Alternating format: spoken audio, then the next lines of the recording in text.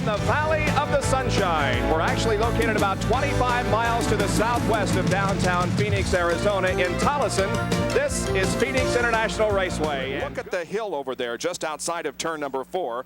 There usually are a few hundred people on that hill watching a race. Today there are thousands there, and the grandstands are packed. We are set to go for an afternoon of exciting racing in Phoenix, Arizona.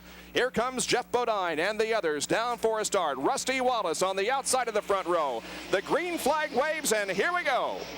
Well, Rusty Wallace would certainly like to lead this first lap if at all possible. That would give him 5 bonus points in Winston Cup competition, but Jeff Bodine has taken the lead now. Right now, going out of turn number 2, it is Jeff Bodine that leads Rusty Wallace and Ricky Rudd through the dog leg. Now they go high on the racetrack and dive into turn number 3. Now Wallace begins to move in on Jeff Bodine. Would like very much to lead lap number 1. He'll try to go inside of Bodine. Coming up 4. Bodine a little bit sideways, side-by-side action here. It's going to be Bodine leading. Ricky Rudd goes to the inside of Rusty Wallace and tries to capture second position, but cannot do it. And Ned, in the opening lap, we've seen some bumping and banging going on out there. It looked like almost a repeat of North Wilkesboro a few weeks ago as they got together. They're banging around, and I expect we'll see a good bit of that here this afternoon. Well, as you indicated, Rusty wants to lead, so to make sure that he gets those 5 extra points, he needs all that he can in order to win that Winston Cup. He is second in points going into this race.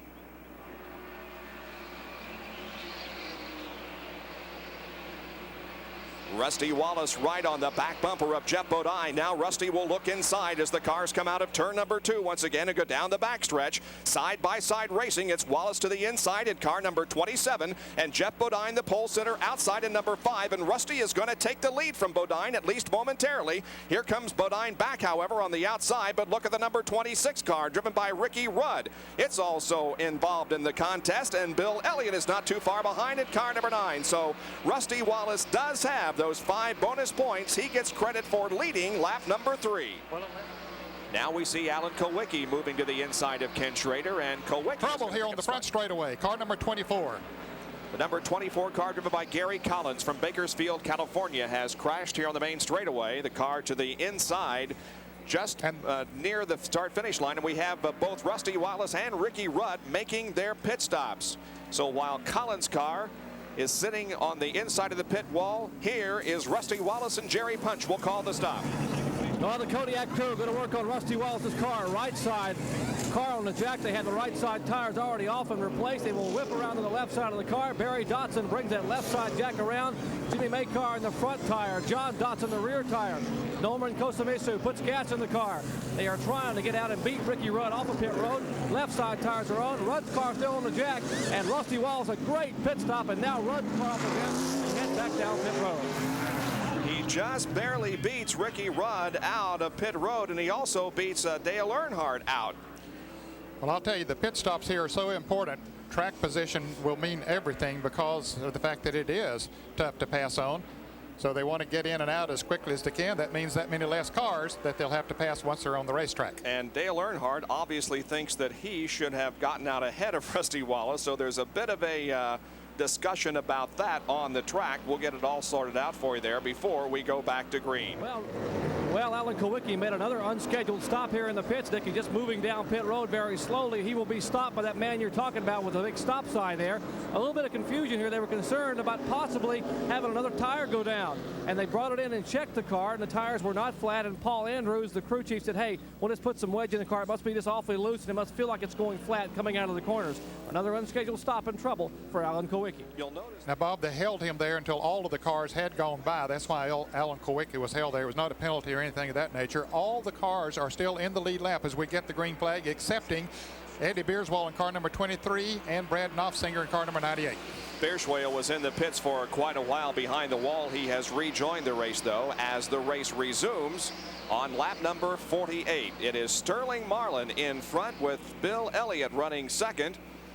As we have a car spinning, that is, I believe it's Dale Earnhardt, is it not? Down the backstretch, kicking up a tremendous amount of dust. That's Joe Ruttman, I believe, in car number 73 that's also involved, but there is a second car that's spun, and I believe it is indeed Dale Earnhardt. Yes, it is. The yellow comes out once again for the 4th time. Again, to see if we can determine what happened Okay, here's Earnhardt at the right of your screen trying to move on the inside of Ruttman. It looked like Ruttman might maybe have tried to pull down and maybe give Earnhardt room on the outside, but Earnhardt had already made the commitment to the inside, and they got together and went spinning in the desert dust. So now Earnhardt could not get all the way up to the front before the green flag came out, so he's back behind about 10 or 12 cars, so he doesn't have a very good chance of getting his lap back right now. He's got a lot of cars to pass before he can do it. Here's the green, and Marlin leads him through corners number 1 and 2 with Bill Elliott running second and Rusty Wallace in third spot. Fourth is Ricky Rudd, and in fifth is Jeff Bodine. We'll watch Dale Earnhardt move up through the traffic, going to the outside of the number 10 car driven by Ken Bouchard. Now will challenge the 11 car driven by Terry Labonte, and it's a situation where Rusty Wallace now makes a bid on the second spot from Bill Elliott. They go into turn number 1 side by side. It's Wallace in the number 27 car on the inside, and Bill Elliott in the red and white number 9 Coors Motorcraft Ford on the outside, and still nobody has a real lock on that position as it's a side-by-side and door handle to door handle race. Now Wallace edges ahead just a little bit and takes over second. Here comes Rudd in number 26. And Bill Elliott's car kicking out a little bit in the turns, moving a little high. That gives him the opportunity to move on the inside. Now, Elliott had hoped to pass Sterling Marlin. He was running in second place at the restart of the race, so he could get 5 bonus points. But instead, he's moving back in the field, and Marlin is moving away. He is already back to fourth and is being challenged for that spot by Jeff Bodine in car number 5. So Elliott has fallen from second back to fourth. Now make that 5th position as Bodine sweeps ahead in the dog leg. Bill Elliott's car obviously not working the way he wants it to, but now he battles back a little bit on the outside. However, Jeff Bodine still has that 4th position nailed down.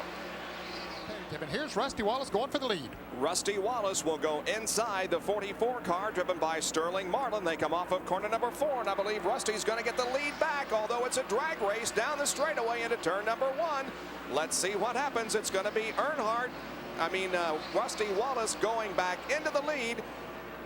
Marlin battling back on the outside in car number 44, however, as he does not want to relinquish that top spot. Great competition going on here, and also Ricky Rudd in number 26 watches all this. Now Wallace is going to pull ahead coming out of corner number 4. Marlin will go to second. Rudd is on the inside in 26, and Jeff Bodine is not too far behind in the yellow and white number 5 car. Well, the inside is definitely the preferred position right now in the condition the racetrack is in. They've been running there most of the week. Most of them qualified right down on the inside, and that is the fastest groove, but Marlin doing a good job on the outside. There's Rudd moving to the inside in the dog leg, taking over second spot. Here comes Jeff Bodine pulling alongside Sterling Marlin now, trying to take over third. Some close competition at the stripe. It is Marlin with just the slight advantage, but now Jeff Bodine inches ahead going into turn number 1, and Jeff Bodine will go into third spot, but watch Marlin on the outside. As he comes off of turn 2, his car is very strong as they go through the dogleg part of the racetrack on the backstretch, but then he has to back off going into turn 3, and Bodine does get the position. And indeed, Dale Earnhardt has positioned himself now right beside Rusty Wallace as the green flag comes out, and so Earnhardt is trying to get his lap back. There is a tremendous friendship and camaraderie between Dale Earnhardt and Rusty Wallace, and perhaps, I was going to say Rusty may let Dale get his lap back completely, but no, here comes Rusty battling back beside Dale Earnhardt and showing him no corner whatsoever. Wallace wants to keep Earnhardt back a lap. Look at this battle out of 4. Oh, they touch. They bang together. Of course, it's a good friendly tap that he gave him there, but also hopefully he could get him a little bit out of position, but he didn't get him too much out of position. Here comes Earnhardt back on the outside. I didn't think the cars would look like they would after North Wilkesboro, but I believe they're going to after this race. A lot of bumping and banging and paint trading going on, and now Ricky Rudd challenges for the lead as Wallace got a little bit high on the racetrack and out of the groove, and that was all that Ricky Rudd wanted, and Jeff Bodine to take the lead away. So here comes Rudd as the leader now in 26. Wallace is second in 27, and then the number 5 of Bodine third. And now here is Rudd slowing down out of turn number 4 and coming in for the pit stop. And Rusty Wallace is following him right down pit road as well. So it's a pit stop with 2 of the leaders. Let's go to Dick Berggren. The key here will be whether Rudd and Wallace can do this pit stop without losing a lap. The teams are already over the wall. That's not what we usually see in Winston Cup competition, but the wall here is 30 inches high at this end of the pit. The other end of the pit is only 13 inches high. So they were very ready for Ricky Rudd. Right side tires over. Rusty Wallace already out of his pit. He's gone. He will beat Ricky Rudd. So Alan has struggled in the first 75 laps or so and got off pit sequence, but now finds himself in the lead. And he has a while to go before he needs a pit stop, because he did stop during the last caution period, and that was at about lap 71 when the green flag came back out. So he has only run about 60 laps, so he should be able to go another 25 or 30 laps before he would be scheduled for a pit stop. Yes, well, we're looking for a pit stop by Alan Kulwicki. He's coming in right now. 7, and yes, indeed, the leader is coming in, and Alan Kulwicki makes his stop. Jerry Punch will tell us what occurs during this pit stop. They actually were waiting for him to come in about 3 more laps, but he readied it and said, I'm coming in now. Apparently, the fuel pressure gauge began to fluctuate. You can't let that happen on a flat racetrack. You'll end up coasting back to the pits. So he is on pit road getting right side tires, and they are putting a little wedge in the left rear of the car as Paul Andrews, the Z-Rax crew chief here, works on the car. They clean that rubber off the front of the car. 14.7 seconds. Pretty good pit stop for the young crew. So now the lead will be going to Rusty Wallace in car 27. With everyone having made pit stops now, it is Rusty Wallace that goes back into the lead. There is Rusty, and Rudd is trying to take over the lead. Trouble down in turn 1. It looks like a blown engine down there. It's a lot of smoke, and the caution is coming out as Dale Earnhardt comes out of the pits. That would have been a scheduled pit stop for Dale Earnhardt, but someone has blown an engine. It's Eddie Bierschwale in car 23 that is going slow down the backstretch, and now we see Rusty Wallace headed for pit road once again, along with Ricky Rudd. And Dick Berggren is down in the Rusty Wallace pits as Rudd moves into the pit area as well. Well, they're ready with right side tires for Rusty Wallace and left side tires as well. They're using snicker tires on him. This end of pit road is only Rusty and the 26 of Rudd going at it. But both crews now have the right sides of the tires, car jacked up. Rusty is ahead of Rudd. They've got the right side tires changed on Rusty's car. Rudd's now just starting the left side tires. Rusty with an advantage. They're all watching down pit road while they work, and Rusty's going to beat him. Rusty's going to, oh no! Rudd's advantageous position further down pit road. Even though Rusty's guys finished first, Rudd will enter the racetrack ahead of him. Ricky Rudd there on the outside in the green car number 26. That leads them down for a restart. The green flies. Rusty Wallace is behind Ricky Rudd, and then Mike Alexander in third position as they go into turn number 1. And of course, that quick dry down on the inside of the racetrack as a result of the blown engine, but everybody seemed to get through it pretty well. And now Ricky Rudd has opened himself up a pretty good lead over Rusty Wallace. Now Dale Earnhardt is trying to get back on the lead lap once again. Remember, he had just made a pit stop as the yellow flag was coming out, but he did go a lap down. Rusty Wallace did not have a particularly good restart. Rudd jumped at the start of the drop of the green flag, and Rusty just didn't seem to take off nearly as quickly as Ricky Rudd did. So Rudd is looking good at the moment to pick up that bonus of $10,000. He certainly is, and I think Larry McReynolds hit the nail on the head when he said they built a little fire under Ricky and a little fire in the guys in the pits, got him out first. So now Ricky knows it's up to him to keep that Quaker State Buick out front and try to collect that $10,000. Certainly not being challenged in any way at the moment.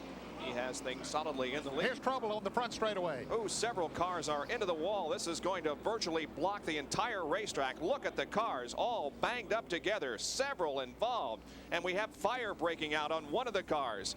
A lot of fire seen down there as the smoke begins to clear. We are unable to tell you exactly who is involved in this crash, but we do have some fire that's burning on the racetrack. I know Rick Wilson's car was in it. I can see his car was one that was involved in the melee here on the front straightaway.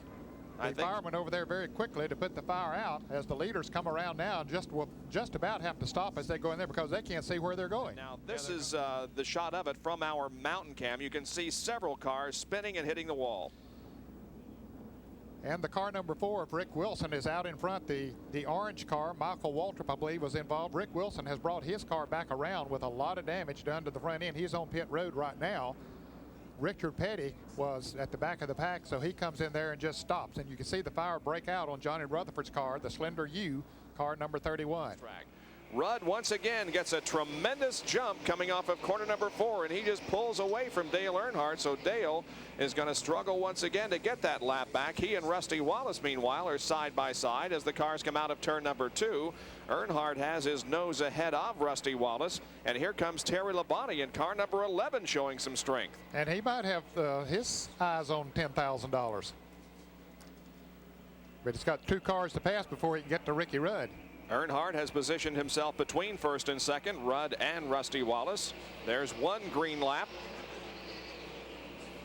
So we're finding several battles for position, and here is another one. Second, third, and fourth here. Look at Alan Kulwicki showing his muscle, battling alongside Rusty Wallace, and I believe that Alan is going to go into second spot. And this is not good news for Rusty Wallace. Every position that he loses, and he's lost 2 here. Let us update the fans. We talked about what. Well, we see maybe some smoke from this car. Dick Berggren, have you got a handle on what might be happening here? I sure do, Bob, and you are dead right. He does have an overheating problem. Ricky Rudd is having problems with that engine running hot. The faces on the crew here are faces of concern. Everybody is worried. This team has dropped out of 9 races this year with engine failure. They are right now getting the equipment ready to spray water on the radiator in case Rudd has to come in. Definite overheating problem in Rudd's car. The time is running out. Can he hang on, or is this going to be Alan Kulwicki's first win? 19 more laps to go. Ricky Rudd is trying to stay on the lead, and there is the sentiment of the Alan Kulwicki crew as they are hoping that and Rudd is slowing down. This is it. Rudd is slowing down. He's coming into the pits. Obviously something has gone wrong with that car. As we indicated, overheating may be the problem. In any case, here comes Ricky Rudd into the pits with 16 laps to go, and let's go to Dick Berggren. No, he's not. They are ready for him. They're ready with the water hose, but they're not going to have to use it. He's turned back into the garage. His day is over. Unbelievable situation again for Ricky Rudd, who once again comes close but does not win the race. And now Alan Kulwicki is set up for his first ever Winston Cup Series win. Well, Alan has run a very, very strong race here today, starting in the 21st position, dropped all the way back at the tail end of the pack early in the race when he had some tire problems, cut a couple of tires down. Then they had a lug nut problem, got all of that squared away, and has driven his heart out, and now leading the race. Parsons, and here comes Rusty Wallace in for a pit stop. This is quite a development here. Yeah, but they were concerned about the fuel, and Jerry, apparently they didn't have enough to go the rest of the way. So no, they didn't, man. They just came down pit road just a minute ago. Rusty said the fuel pressure gauge fluctuated. He had to come in. They were going to try to roll the dice, and they came up short. He had a 6-second pit stop for a dash of fuel. Here he comes off of corner number 4, and Harold Kinder has the white flag in hand. There it is, displayed to Alan Kulwicki, who'll probably take no chances and may just let Rusty Wallace stay right there. He'll take no chances of becoming involved in any kind of an incident as he is on his last lap now with about a half-mile to go before his first Winston Cup victory ever. And it comes at Phoenix International Raceway in the inaugural event here. Alan Kulwicki from Greenfield, Wisconsin, in his 85th start on the Winston Cup Series. Here he comes out of corner number 4. Rusty Wallace a little bit loose coming off here. They're going to cross the line just about side by side, but it is Alan Kulwicki winning the inaugural Checker 500 from Phoenix International Raceway. Moments. Quite a sight. There is Alan going down the backstretch the wrong way on the track. Bob, I have been involved in the sport of auto racing for about 35 years, and that's the first time that I've ever seen the winner say out on the racetrack and go the wrong way. But he wanted all of those fans, he wanted to wave at them, the thousands up on the hills here at the Phoenix International Raceway and everywhere. That victory lap there is something I had thought about for a long time, and I wanted to do something special and never be another first win, and I just wanted to give them something to remember me by.